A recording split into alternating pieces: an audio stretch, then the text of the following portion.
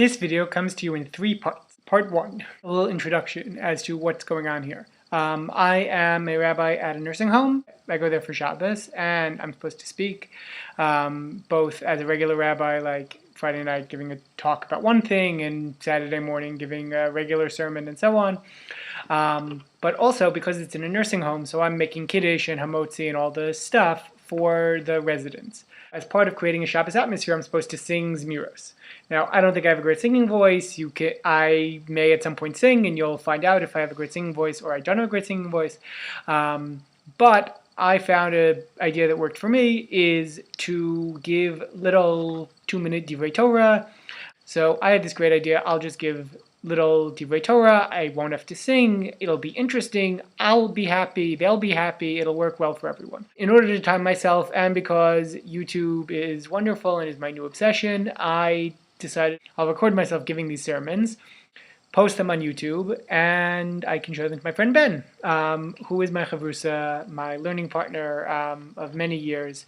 However, I did not post them immediately because video editing is annoying to do, though I now have lots of free time, so I do have time to do it. But this was, shortly before Shavuos. You can figure out on your own exactly when this is based on the Torah portion I'm talking about. I've noticed in video editing I'm saying and pausing and all these stuff, and it's interesting. And I did it again. Part 2.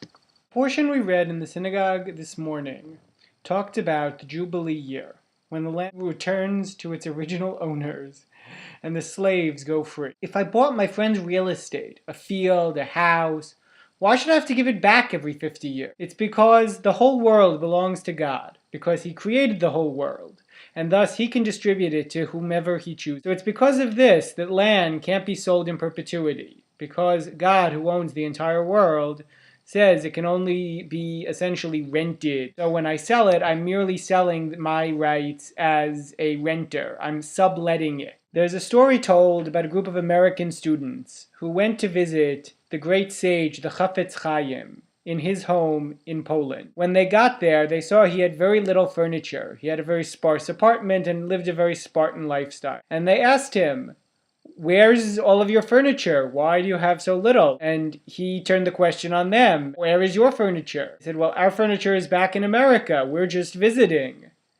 And he said, "Well, I'm saving up for the afterlife, so I'm just visiting this world also." So I think the notion that we are only living in the world temporarily, and as such, whatever land we're holding on to isn't really ours, is shown by the fact that we have to return the land. And so I think from this financial law about returning land at the end of 50 years, we find a lesson not just about finances, but about the world to come and a key principle of philosophy.